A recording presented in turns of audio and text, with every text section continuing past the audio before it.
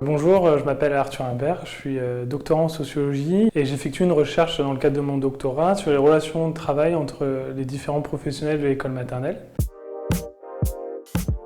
Aujourd'hui, je suis venu répondre à la question pourquoi les filles réussissent-elles mieux à l'école que les garçons. C'est un fait, si on prend comme mesure l'obtention d'un diplôme, les filles ont de meilleurs diplômes que les garçons. Elles sont par exemple 89% à obtenir le bac contre seulement 85% des garçons.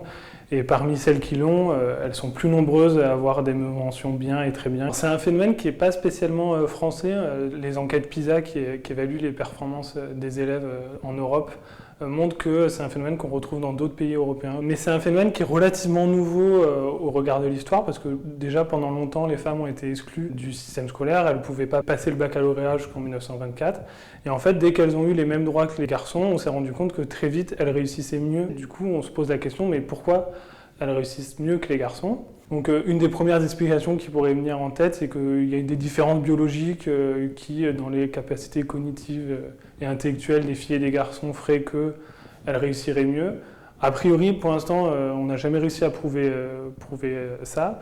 Et en fait, par contre, on a un certain nombre d'enquêtes sociologiques qui démontrent qu'il y a des causes sociales aux différences de réussite entre les filles et les garçons.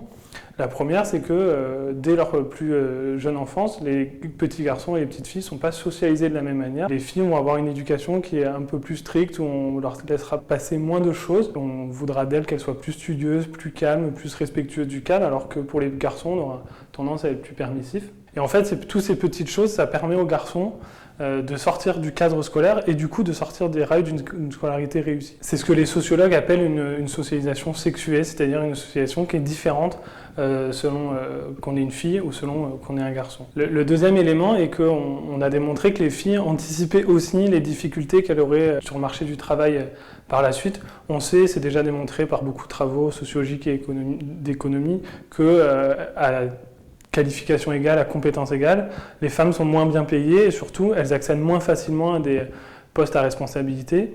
Et ces éléments-là tendent à prouver que les filles intériorisent cette difficulté qu'elles auront sur le marché du travail et qu'elles ont intégré qu'elles auront besoin de plus de qualifications, de plus de titres et d'aller plus loin dans leur scolarité pour avoir au moins les mêmes positions que les garçons. Pour conclure, on peut dire que la différence de réussite scolaire entre les filles et les garçons est vraiment due à la socialisation qu'ils et elles reçoivent pendant leur jeunesse et leur enfance. Pour autant, il faut faire attention, l'influence du sexe dans la réussite scolaire n'est pas aussi importante que d'autres facteurs comme l'origine sociale, c'est ce que démontre PISA depuis maintenant plusieurs années. Il vaut toujours mieux être fils de cadre que fille d'ouvrier pour réussir à l'école. Donc l'origine sociale joue plus que le sexe dans la réussite scolaire.